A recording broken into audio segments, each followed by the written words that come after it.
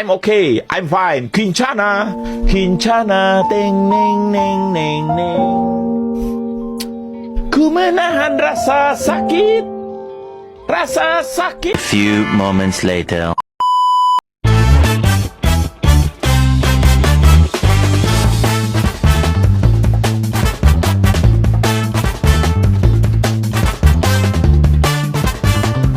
A few moments later.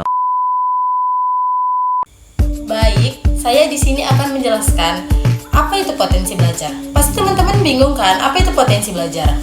Itu potensi belajar adalah segenap kemampuan kapasitas dasar yang dimiliki individu yang dapat dikembangkan melalui proses belajar untuk mencapai suatu hasil.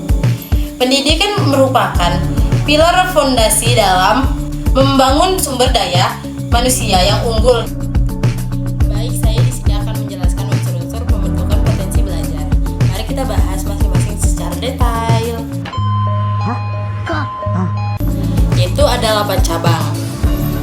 Yang pertama yaitu ada kecerdasan intelektual, yang kedua bakat, yang ketiga minat, yang keempat perhatian, yang kelima daya pikir, yang keenam daya ingat, yang ketujuh kemampuan, dan yang ke-8 kecerdasan emosional. Saya akan menjelaskan pengertian satu persatu dari 8 aspek tadi ya, yaitu seperti inteligensi secara tradisional sering disederhanakan sebagai skor tunggal yang mengukur kapasitas kognitif bawaan. Namun dalam perspektif kontemporer, inteligensi dipahami sebagai konstruk multidimensi yang menjadi fondasi utama. Fondasi belajar seseorang, potensi belajar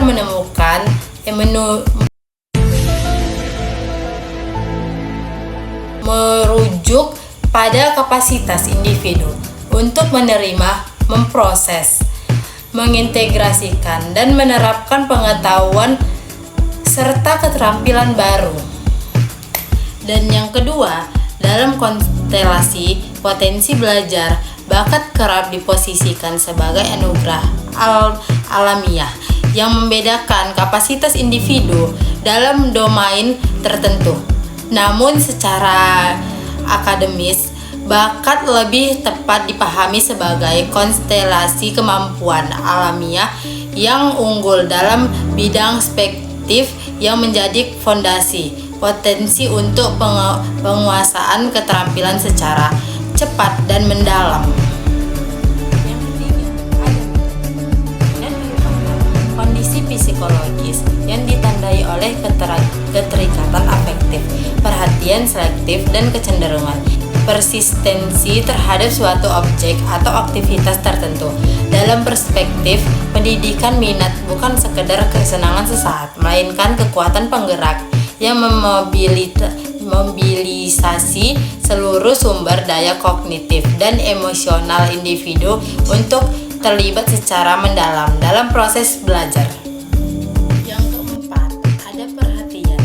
Perhatian berfungsi sebagai mekanisme penyaringan yang selektif dan sumber daya terbatas yang dialokasikan untuk stimuli tertentu. Dan yang kelima, ada daya pikir.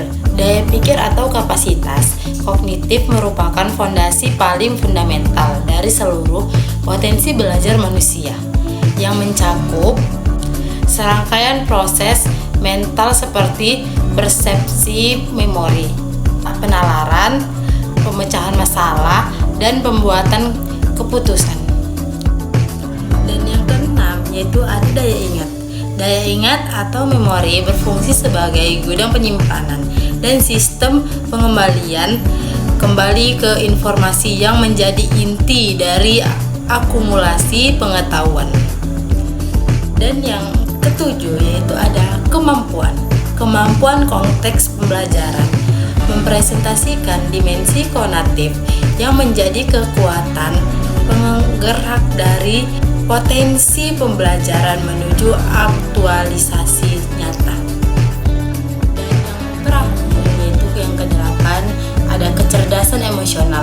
Kecerdasan emosional merupakan konstruksi multidimensi yang mencakup kemampuan untuk mengenali, memahami, mengelola, dan memanfaatkan emosi secara efektif pada diri sendiri atau orang lain.